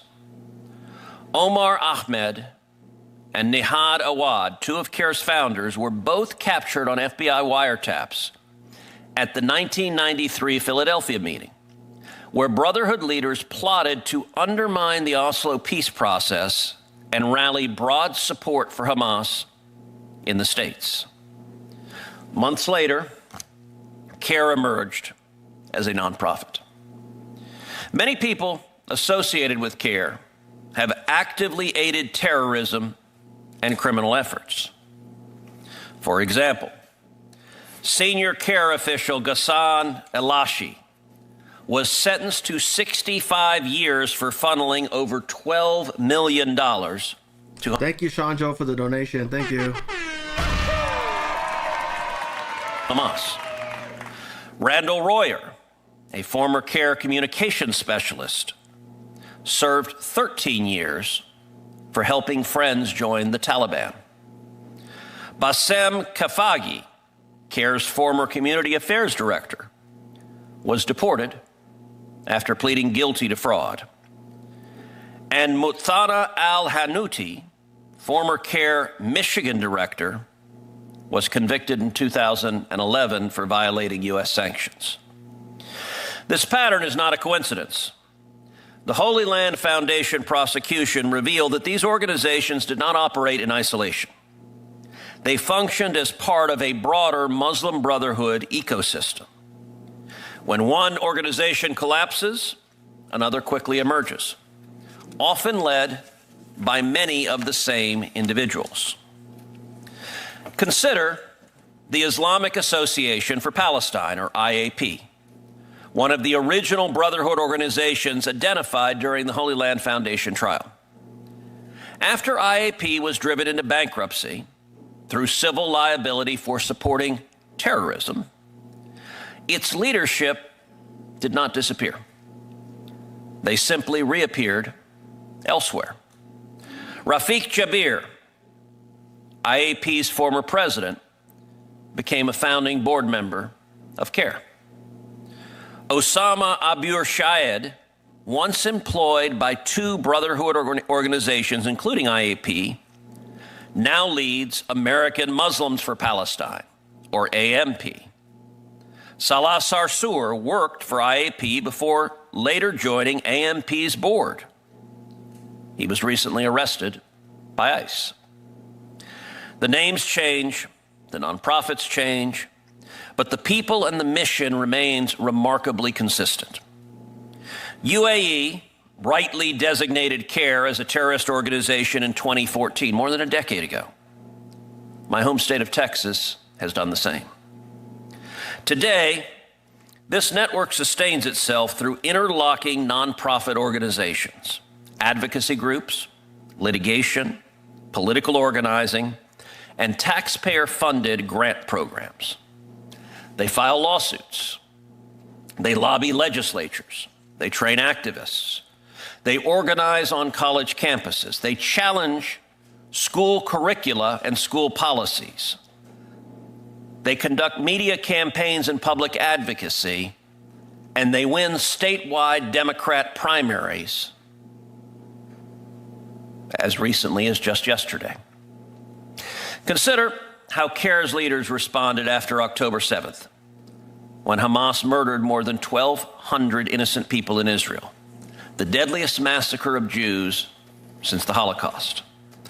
CAIR's executive director and co-founder, Nihad Awad, declared publicly that he was happy to see people breaking the siege. Happy at that horrific terrorist attack. Children murdered in their cribs. And Nihad Awad was, quote unquote, happy. I can't even share the photos and video footage that I have watched of what transpired on October 7th, because watching it will make you physically sick. On the very day that Hamas carried out its massacre, Zahra Ballou, executive director of CARE's San Francisco chapter, celebrated the attacks by posting, quote, "We are witnessing decolonization." Months later, she referred to Hamas leader Ismail Haniyeh as a martyr. CARE California CEO Hussam Alouche said, quote, "Israel should be attacked." Understand, terrorists slaughtered entire families, kidnapped children and grandparents, raped women, and burned civilians alive in their homes. How do we know this? Because they recorded it themselves. In many instances, the terrorists took video footage of their heinous act, gleefully screaming, "Allahu Akbar." They were proud of their barbarism. And CARE supported the attacks on Israel. CARE did not merely issue statements. They assisted the broader Muslim Brotherhood network as it coordinated legal support and strategic guidance for the violent campus encampments and riots at over 100 campuses around the country. The stories on college campuses were horrific. At the University of Washington, the granddaughter of Holocaust survivors was called names, spit at, laughed at, and told to, quote, "go back to the gas chambers." Not a lot of subtlety and nuance in that one. At Columbia, when Jewish students were engaged in a patriotic display of waving the American flag and the Israeli flag, an extremist posed with a poster saying, "Al-Qassam's next target." Al-Qassam is the military arm of Hamas, responsible for conducting its terrorist organizations. Extremists are literally calling and advocating for the death of Jewish students on campus. And by the way, the extremist who was in that photograph was not from the Middle East. She was not Palestinian. She was a pretty blonde girl from Georgia who went to Columbia to be radicalized by zealots who hate America. The situation got so bad that the Orthodox rabbi on campus, Rabbi Eli Buchler, had to make this public statement, quote, "The events of the last few days have made it clear that Columbia University's public safety and the NYPD cannot guarantee Jewish students' safety in the face of extreme anti-Semitism and anarchy. I would strongly recommend you return home." That is a university that is failing its most basic mission, which is to protect the safety of the students enrolled at that university. The events we witnessed on college campuses after October 7th did not emerge from nowhere. They were not spontaneous, they were not organic. They were the product of an organized network that has spent decades building influence inside the United States. Just look at this dais. My Democrat colleagues have chosen not to participate. That's their right. But an oversight hearing that one of the two major parties refuses even to see is exactly the outcome these organizations that we're discussing have spent 40 years working to produce. My promise to the American people is to hold accountable those who finance and support terrorism on American soil. No matter how many tax exemptions, charitable registrations, or civil rights letterheads they hide behind. Now we're going to turn to the witnesses who are here today. Our first witness is Laura Burns. Laura Burns is the head of terrorism research at the Program on Extremism at the George Washington University. She is a distinguished attorney and retired federal agent with more than 23 years of experience leading teams in complex international terrorism investigations. At the outset of her career as an FBI special agent, Ms. Burns led the Department of Justice's largest terrorism financing prosecution, the United States versus the Holy Land Foundation, which led to the conviction of some of Hamas's top fundraisers in America. She was later hand-selected to serve as an FBI Special Assistant U.S. Attorney in the Northern District of Texas, assigned to the National Security Section, where she litigated a variety of federal criminal cases. Ms. Burns was then appointed as an FBI Supervisory Special Agent and the International Terrorism Program Coordinator for the FBI's Dallas office counterterrorism program in 2015. She retired from the FBI in April 2023 and joined the Program on Extremism in May of 2024. Our second witness is Ariel Klepak. Ariel Klepak currently serves as Senior Litigation Counsel at the National Jewish Advocacy Center. Through her work, she has studied Muslim Brotherhood-affiliated entities in the United States, their tactics and their activities to best understand how to curb the influence of this nefarious network. Prior to her current role, Ms. Klepak was an assistant U.S. attorney in the Special Prosecution Sections of the United States Attorney's Office for the Southern District of Florida. Before joining the U.S. Attorney's Office, Ms. Klepak was an assistant district attorney at the Manhattan District Attorney's Office. Ms. Klepak earned her law degree from Columbia Law School, where she graduated as a James Kent Scholar and a Harlan Fiske Stone Scholar. She received her undergraduate degree from the University of Pennsylvania, where she graduated magna cum laude with a BA in International Relations and a minor in International Development. And our third witness is Mr. Kyle Scheidler, who is the Director and Senior Analyst for Homeland Security and Counterterrorism at the Center for Security Policy, where he conducts research and analysis on domestic threats to the U.S. homeland, with an emphasis on the doctrines which fuel terrorism and shape the variety of kinetic and non-kinetic threats to America's security. He has briefed senior U.S. government personnel, members of Congress, federal and state local law enforcement officers, and he has testified before the U.S. Senate Judiciary Committee, the Subcommittee on the Constitution, and the Canadian Senate Standing Committee on National Security and Defense. Mr. Scheidler served as an expert witness in the first federal terrorism trial against members of Antifa. He is the author of Modern Minutemen, Vital Considerations to Secure America's States in the 21st Century, and Understanding Black Identity Extremism, Considerations for Law Enforcement. And he is the editor of Unmasking Antifa, 5 Perspectives on a Growing Threat, and a contributing author to Saudi Arabia and the Global Islamic Terrorist Network. Finally, Mr. Scheidler is a graduate of Boston University and was a Lincoln Fellow with the Claremont Institute. And Ms. Burns, we'll start with you. You are recognized for your opening statement. Chairman Cruz, members of the committee. And actually, let me stop you for a moment.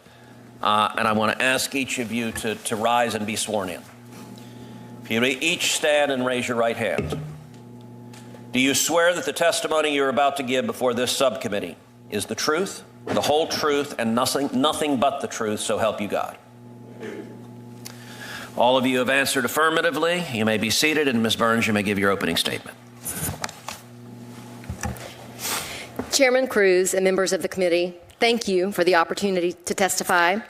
My name is Laura Burns, and I am a retired FBI special agent and a senior research fellow with George Washington University's Program on Extremism. A dangerous myth about foreign terrorist organizations persists in the United States, that the infrastructure supporting them exists only overseas. In reality, these support infrastructures have existed inside the U.S. for decades. They operate through financial, propaganda, and organizational support networks and commonly hide under the cover of charity, advocacy, or activism. The 2008 trial and conviction of the Holy Land Foundation and its officials exposed a broader, long-running network in the United States tied to Hamas and the Muslim Brotherhood. Evidence presented at the HLF trial included documents and wiretaps collected by the FBI for over a decade, outlined a structured Palestine committee originally made up of front groups such as the HLF, the IAP, and the UASR, which worked together to provide financial, media, and political support to Hamas. In 1993, leaders of the Palestine Committee held a meeting known as the 1993 Philadelphia meeting, which was lawfully wiretapped by the FBI. There, members of the Palestine Committee defined the scope of the conspiracy, which included supporting Hamas abroad and infiltrating universities, media, and politics here in the U.S. Why? To begin normalizing Hamas and Muslim Brotherhood extremist ideology in American society.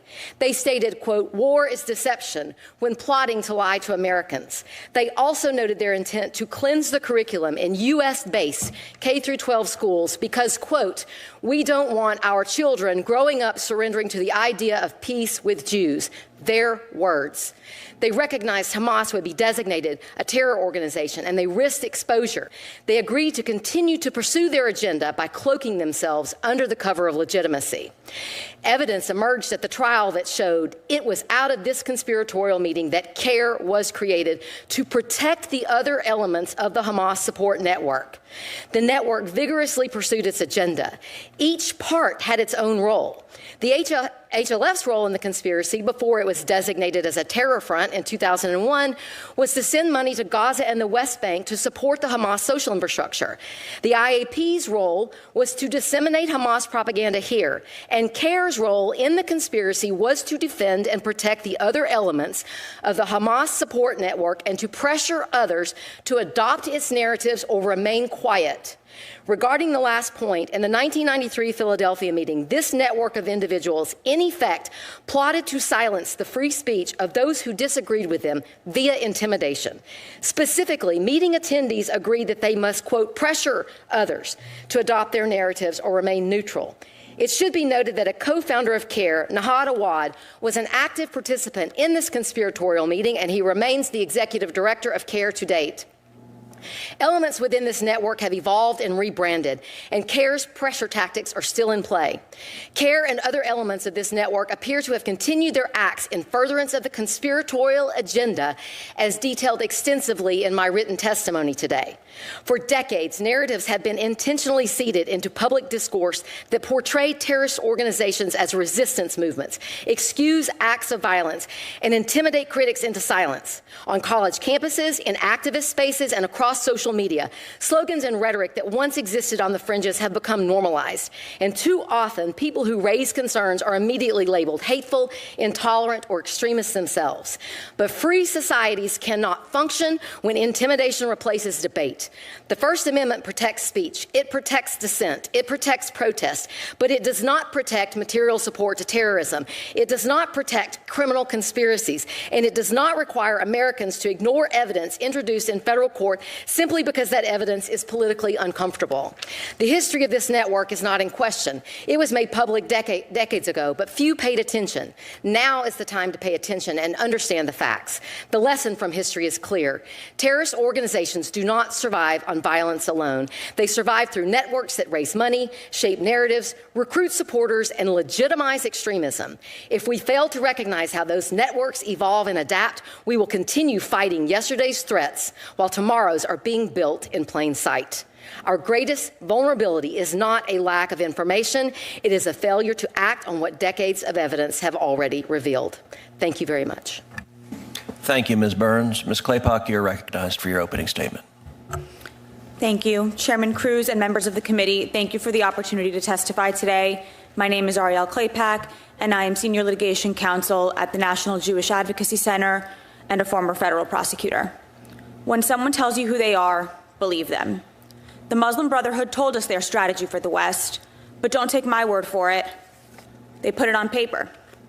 In 2004, the FBI seized a memorandum from the home of Muslim Brotherhood member and Hamas U.S.-based archivist Ismail el-Barase. The memo, written in 1991, described the work of the Muslim Brotherhood in the United States as, and I quote, a kind of grand jihad in eliminating and destroying Western society from within.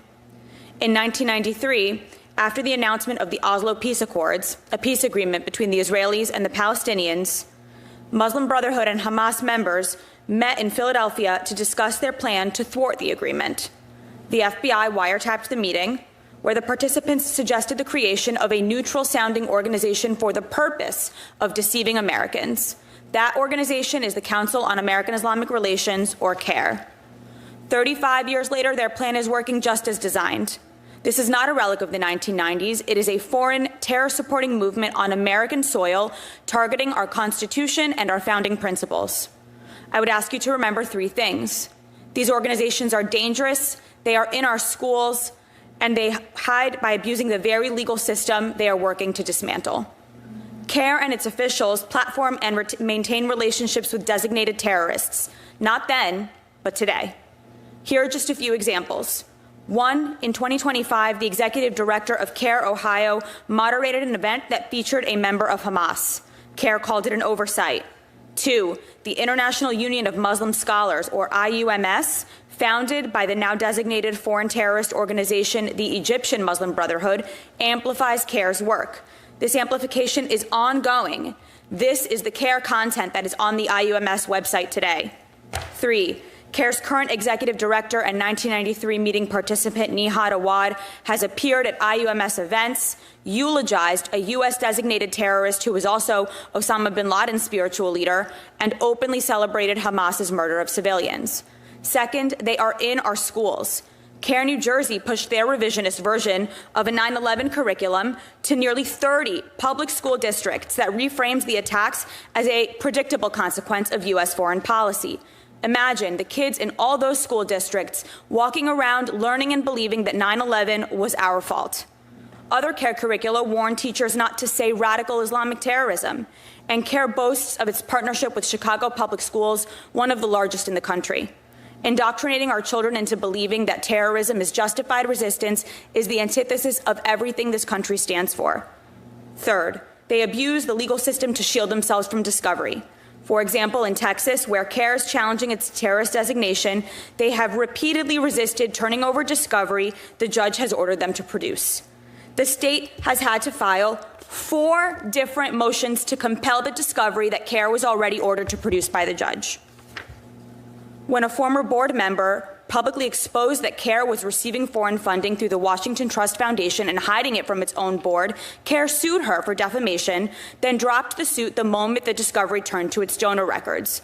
And in Virginia, CAIR's affiliate organization, American Muslims for Palestine, was held in civil contempt for defying the Virginia Attorney General in a fraud investigation. In Illinois, the same lawyers were ordered to pay attorney's fees for engaging in, quote, baseless discovery disputes in litigation that they have already dragged on for nearly 20 years. So what can we do? Thankfully, most of what is needed is simply to enforce the laws we already have. Treasury sanctions, material support and racketeering investigations, and IRS review of these so-called charities that were never legitimate in the first place. Those steps are detailed extensively in my written testimony. But if I leave you with one legislative fix, let it be this. Close the successor organization loophole. When the Boehm family won a $156 million judgment for Hamas's murder of their American teenage son, the defendants dissolved and reappeared within a year under a new name. An entity found liable for material support should not escape by renaming itself, forcing both terror victims and the courts to play whack-a-mole for decades before achieving accountability.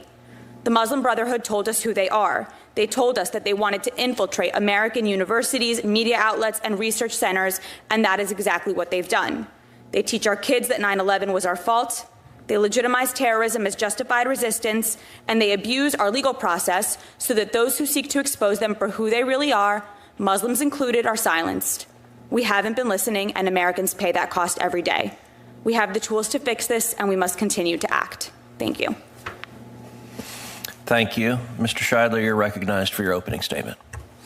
Chairman Cruz, distinguished senators, I'd like to thank you for the opportunity to testify today. Because our court system is built on certain fundamental principles, including trial by jury, the governor's government's burden of proof in criminal matters and the right to confront one's accusers, courts, both civil and criminal, have been at the center of revelations of great consequence to our republic and its national security. Examples include the Chamber Hiss case and its famous Pumpkin Papers, exposing the role of the Communist Party of the United States in Soviet espionage, or the 1957 Appalachian New York raids, which convinced the federal law enforcement of the existence of the American Mafia. To these, we must add United States versus Holy Land Foundation for Relief and Development, prosecuted almost 2 decades ago, which exposed the existence and extensive reach of the Muslim Brotherhood in America since its arrival in 1962. Evidence submitted during that trial demonstrated that not only was the Muslim Brotherhood operating in America, but that the Brotherhood played a singularly important role in providing indoctrination, financing, and political protection for jihadist terrorism. Founded in Egypt by Hassan al-Banna in 1928, from its very beginning, the Muslim Brotherhood has operated as a clandestine organization which engages in the creation of public front groups, cultivates agents of influence, seeks control over religious institutions, and engages in acts of political subversion, as well as creating deniable sub-organizations devoted to terrorism, all in pursuit of their ultimate goal, the overthrow of governments and the reestablishment of a worldwide caliphate operating under Islamic law. It is worth recalling that the government demonstrated that the U.S. Muslim Brotherhood, like all Brotherhood branches worldwide, created and funded Hamas support networks known as Palestine Committees at the direction of the International Muslim Brotherhood beginning in 1983. The most infamous Palestine Committee organization in the United States, CARE, was so significant that its creation and bylaws received the explicit approval of the Muslim Brotherhood leadership in Egypt. HLF documents and related cases reveal that at one time, 1 in every 4 American mosques was under the influence of the Hamas-linked North American Islamic Trust.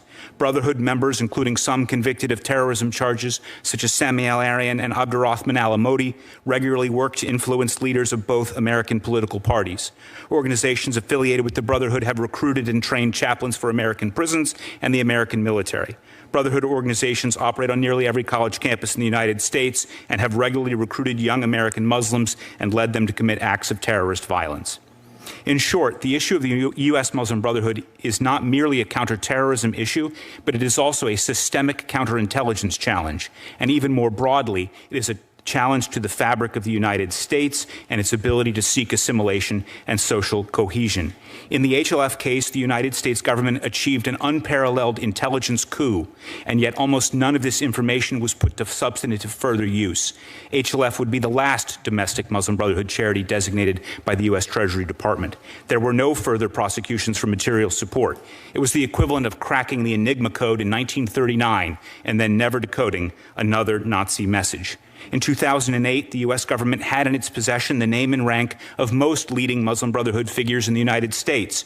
I would encourage the senators to demand, in an appropriate classified setting, that U.S. intelligence deliver the same levels of insight into Brotherhood operations today.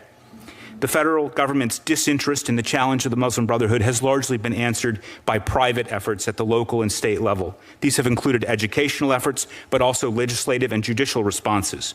More than half a dozen state legislatures have passed resolutions condemning CARE. 2 states, Florida and Texas, have publicly declared the group a terrorist organization. Some state attorneys general are currently pursuing investigations into Brotherhood-linked entities. There have been efforts in federal court to enforce federal court judgments against elements of the Palestine Committee, as well as lawsuits seeking to expose the role of foreign funding in CARE. Unfortunately, in multiple cases, as was already outlined, Brotherhood affiliates have successfully utilized lawfare to avoid complying with discovery. Critics will claim that the data derived from the HLF case and related cases are decades old. This is true, but it's also misleading. When studying clandestine networks, one must realize that they are established over many decades as trained cadre move through positions of trust in the network's various fronts.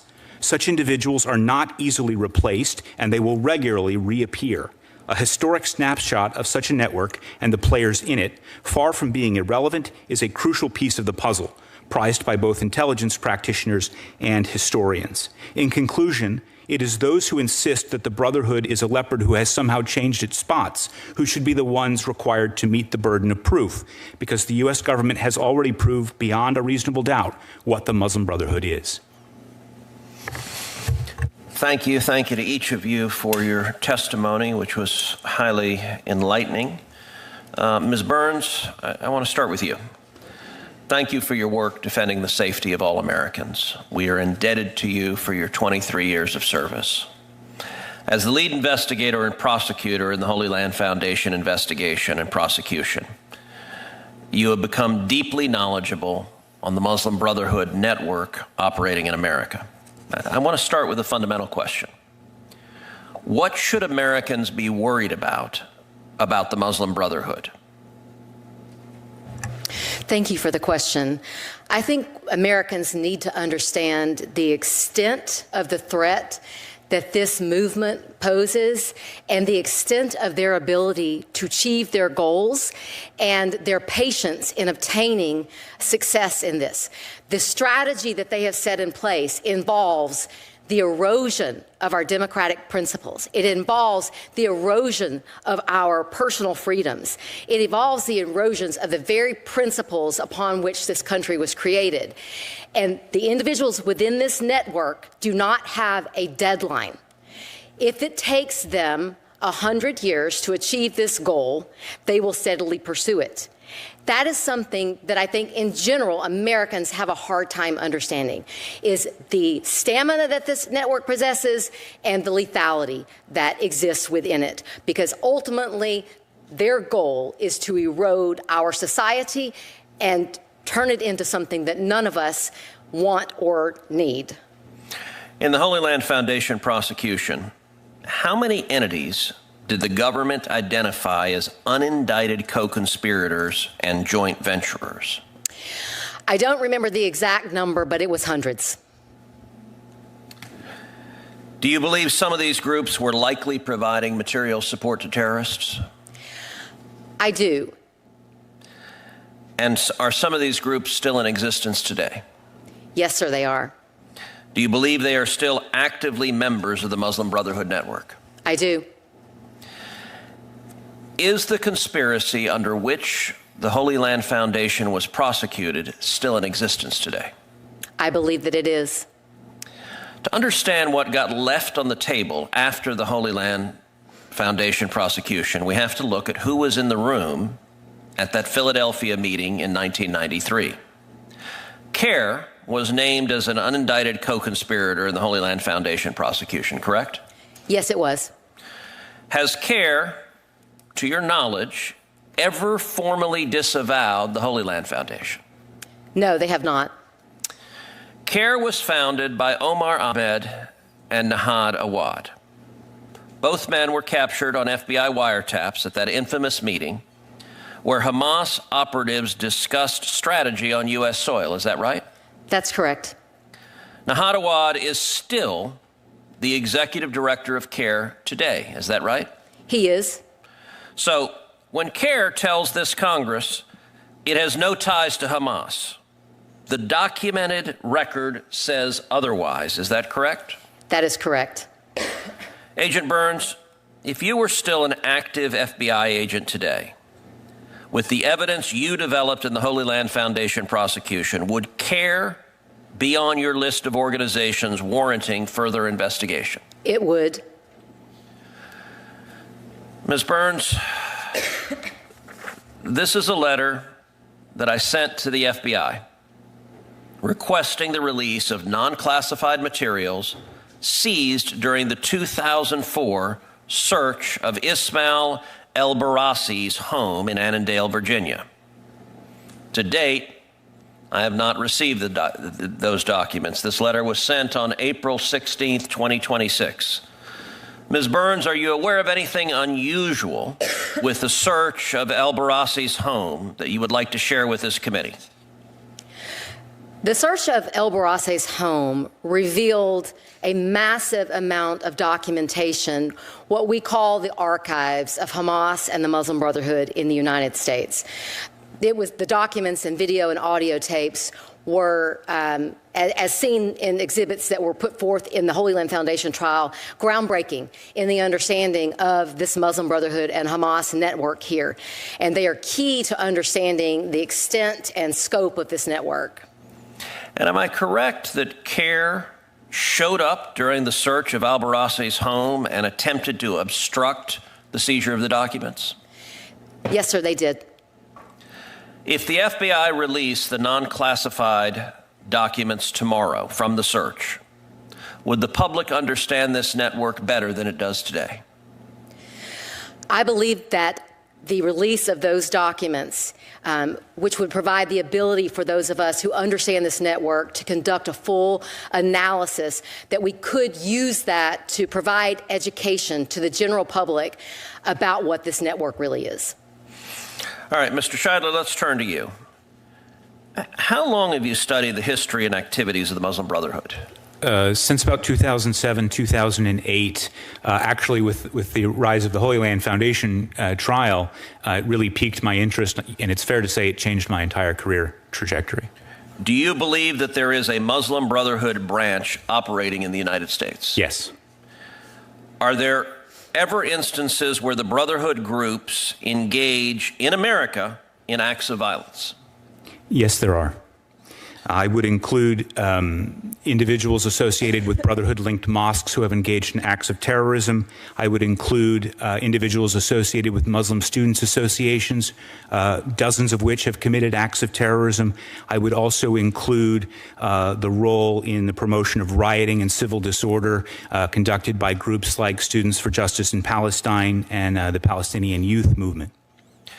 What you've described is exactly why I introduced the Stop Funders Act, which would add rioting to the RICO predicate offenses so that the Justice Department can reach the entities that fund and coordinate these riots.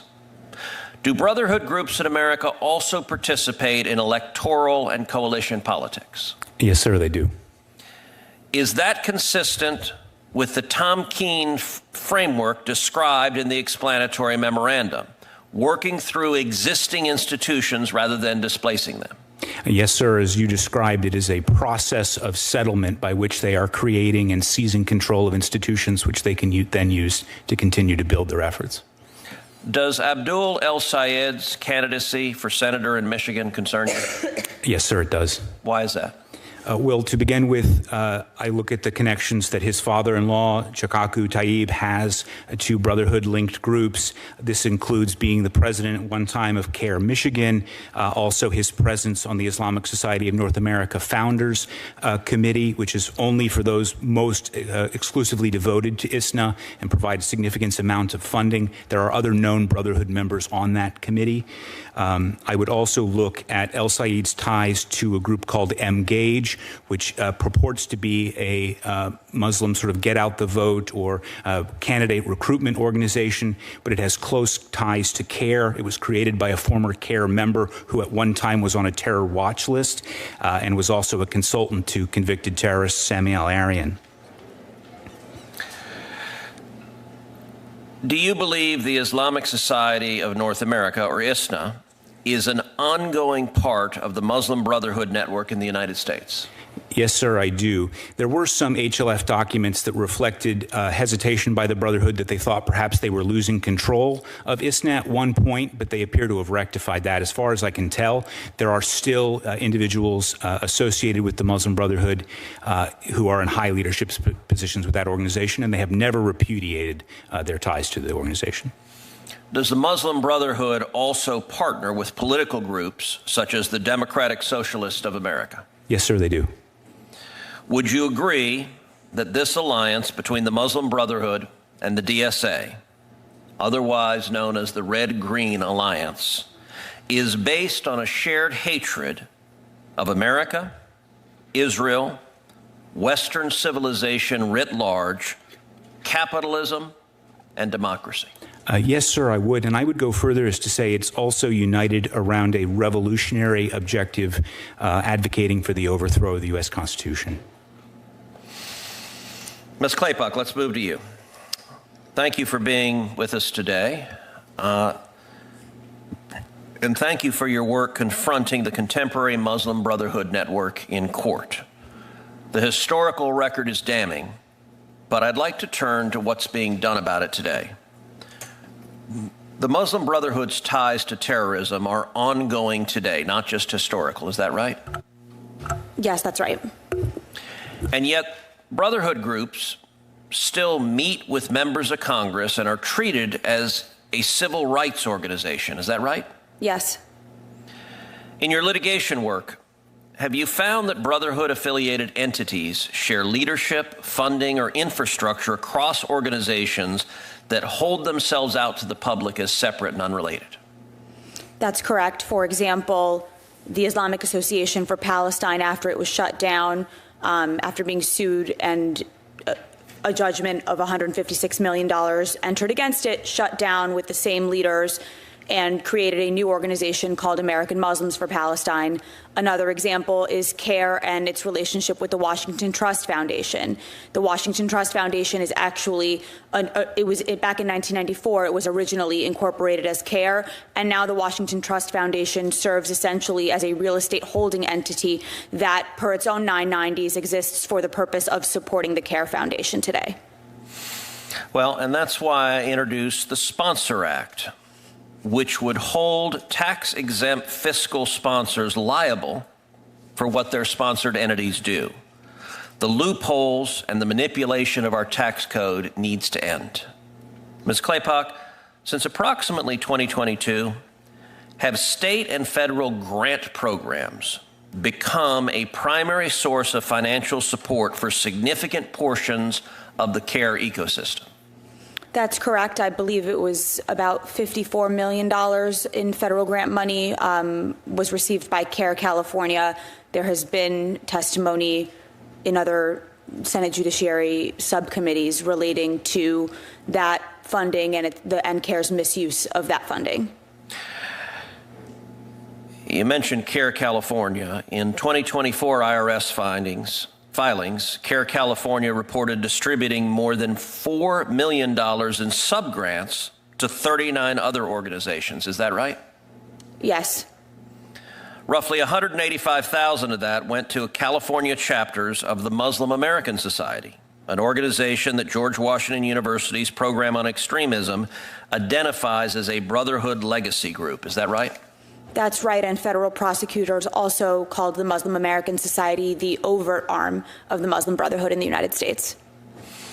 And the American taxpayer is effectively footing the bill for this. That's right. So the taxpayer funds it, and then the taxpayer is told it's none of his business what is done with that money. Let's talk about what happens when someone actually tries to look. Do you believe Brotherhood affiliates have developed effective tactics for obstructing any investigation into their activities? Yes, they have. Let's discuss a real-world example. Is it true that more than 2 years after the Virginia Attorney General issued its civil investigatory demands into AMP in October of 2023, AMP has still not complied with substantial portions of those demands? That's correct. That kind of stonewalling is not unique to AMP. It's the Brotherhood playbook. In your estimation, do you believe Treasury should investigate CARE for maintaining relationships with designated terrorists? I do. And do you believe that when the founders drafted the First Amendment, that propping up and shielding the Muslim Brotherhood from scrutiny is what they had in mind? No, the rights afforded under the First Amendment are not absolute, and the Supreme Court has said in Holder versus Humanitarian Law Project that speech at the direction of or in coordination with a terrorist organization can constitute material support for terrorism under the statute. Mr. Scheidler, in your judgment, why should Americans be worried about the Muslim Brotherhood network in America? Well, I would point to the influence that the Muslim Brotherhood has had in elements of our foreign policy, including key Brotherhood members playing a role in lobbying the United States, leading us into the intervention in the Libyan civil war and in the Syrian civil war, interventions which resulted in, for example, using Youssef al-Qaradawi in Qatar as an intermediary for our negotiations with the Taliban. They have had a tremendously negative effect on our foreign policy and also on our domestic counterterrorism policy, looking at influence with law enforcement and the like, preventing the investigation into their friends in the Muslim Brotherhood. Is the Muslim Brotherhood network in America a foreign threat, a domestic threat, or both? It's both. They both operate at the direction of individuals overseas, as well as having now at this point multiple generations of Brotherhood members who have grown up as American citizens and are U.S. persons.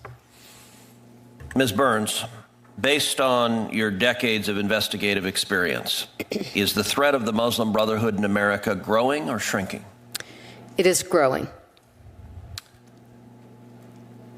Ms. Claypack, to what degree has the Muslim Brotherhood infiltrated the American education system? Should parents sending their children to American public schools and universities be worried about the Muslim Brotherhood? I believe they should be. In addition to the CARE New Jersey curriculum that I mentioned in my opening statement, CARE has also attempted to or initiated relationships with other public school districts, such as in Philadelphia, I believe also in Delaware. As I mentioned, they also boast of their partnership with Chicago Public Schools.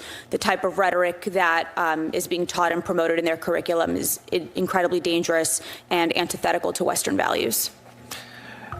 In your work, have you seen this network specifically target young Americans because they're easier to influence than adults?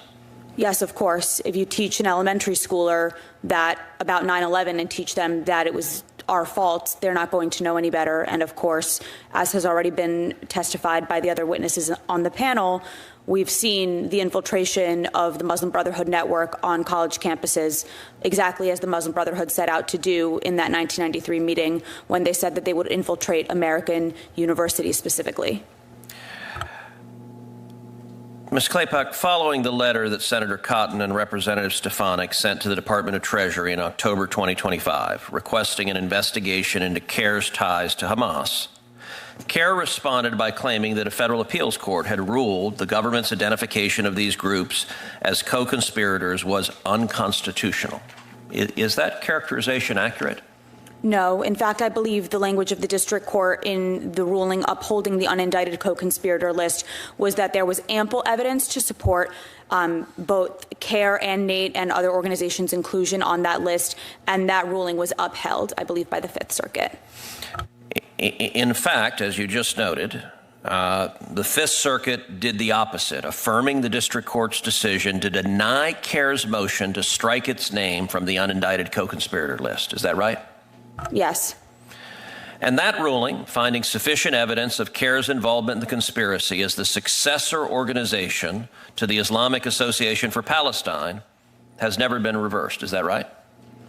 I believe that is the ruling that found that CARE's inclusion on the unindicted co-conspirator list was valid and not unconstitutional. I don't believe that that has ever been overturned. So when CARE tells the public and tells Congress that a federal court vindicated it, that claim is a lie, is it not? It is.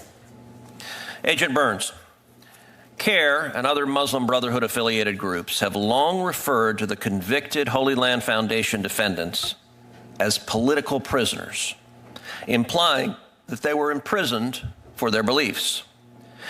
Based on the trial record you helped build, is that an accurate description? It is completely inaccurate. Labeling prisoners as political prisoners does, as you say, it implies that there was no due process, that people are imprisoned because of their beliefs or merely because of their speech. And in this instance, the Holy Land Foundation and 5 of its officers were tried by a jury of 12 jurors who were hand-selected by the prosecution and the defense, the jurors who found beyond a reasonable doubt that these individuals and the organization committed the crime of providing material support to terrorism under 18 U.S.C. 2339B. And then the defense appealed that judgment on many grounds to the Fifth Circuit, and the Fifth Circuit examined all of those issues and wrote a lengthy, almost 100-page opinion addressing those issues and affirming the convictions. And then the defendants applied for certiorari with the Supreme Court, who denied it. Therefore, they received exactly what our Constitution provides, due process, and expended all of their efforts challenging that. So I would say that that is an absolute mischaracterization of those individuals in that entity. And isn't it true that those men were convicted by a jury on all counts after weeks of testimony, wiretaps, financial records establishing that they knowingly funneled money to a designated terrorist organization? Yes. Mr. Scheidler, how important is the Brotherhood network operating inside the United States to the Brotherhood's global agenda? I would say it's probably central to their efforts. While they have influence in other countries that is perhaps more significant, the importance of influencing the United States is preeminent. Let's turn to the American Muslims for Palestine. Ms. Claypack, there are serious allegations that AMP is effectively the alter ego of the Islamic Association for Palestine, the original Hamas propaganda front in the United States. Is there evidentiary support for that? Yes, there is. That case is currently in litigation and scheduled to go to trial in February of next year. The district court judge in that case ruled against AMP, in multiple motions to dismiss, claiming that there was insufficient evidence of alter ego status. Mr. Scheidler, are there individuals who move directly from IAP, UA, SR, or HLF into leadership roles at AMP? Yes, there are. As you named some of them, Osama Abu Arshad, who was not just at IAP, but he was also at the United Association for Studies and Research, which was really the Hamas think tank of its time. It was created by Hamas foreign affairs leader Abu Marzouk and led by Ahmed Youssef, who was the sort of the Hamas political consultant. And isn't it true that AMP's current executive director, Osama Abu Arshad, previously worked for both IAP and the United Association for Studies and Research, which were two of the original Hamas-linked organizations in America? Yes, that's correct. And in April 2024, Mr. Abu Arshad stood on George Washington University's campus at a student protest and said in substance that the movement would take back these colleges like it will take back America, like it will take back Palestine. Mr. Scheidler, does rhetoric like that also inform how we should understand Hamas's own intent for the network it built here in America? Yes, it does. We were talking about Abdul al-Sayed, now the Democrat nominee for U.S. Senate in the state of Michigan. Among other things, Mr. al-Sayed has campaigned alongside Hassan Piker, a radical left-wing Islamist who has said, among other things, America deserved 9/11. Mr. al-Sayed was very proud to stand next to Hassan Piker. I want to ask each of the three witnesses, do you believe America deserved 9/11? No, sir. It did not. Al-Qaeda committed the acts that we saw on 9/11. Al-Qaeda hijacked commercial airliners and flew them into the World Trade Center and into the Pentagon and attempted to fly another plane and kill more civilians. They killed 3,000 civilians. And for anyone to claim that any one of those civilians or individuals who died in that atrocious terrorist attack deserved it is shameful. Ms. Claypack? Absolutely not. And the reframing of 9/11 as something that is a consequence of U.S. foreign policy in the Middle East is an incredibly dangerous rhetorical tool that the Brotherhood has used. And we've seen that rhetorical tool extend even beyond to Mr. al-Sayed's statements about even the recent terrorist attack against a preschool in Michigan. Mr. Scheidler? I have to concur. It's a horrific statement. Final question. What does it say to you that today's Democrat Party is proudly supporting Mr. al-Sayed as a Michigan U.S. Senate candidate and will funnel money, support, and advocacy behind his candidacy, notwithstanding his willingness to embrace someone like Hassan Piker, who says America deserved 9/11? Mr. Scheidler? Oh, I would say it shows the success of the Muslim Brotherhood Network over multiple decades, that they achieved what they said they were going to achieve, which was to normalize support for Hamas, normalize support for terrorism. Ms. Claypock? I would concur with that. The classification of this hearing and this endeavor as Islamophobic says a lot about the failure of one party in this country to confront the terrorist threat that faces our nation. I would say that the most Islamophobic or racist thing about this endeavor is the fact that the Democrats can't look at terrorists because they purport that it reflects all Muslims. Ms. Burns? I would say that embracing Muslim Brotherhood rhetoric and furthering the Muslim Brotherhood's agenda in this country will result in the erosion of our government, the erosion of the fabric of our society, and it poses a threat to our national security and should be treated as such.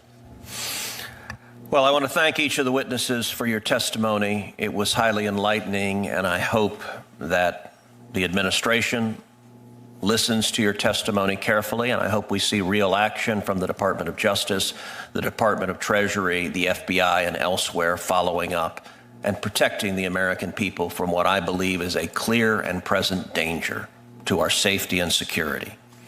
This concludes our hearing. Written questions can be submitted for the record until Tuesday, August 12th at 5 p.m.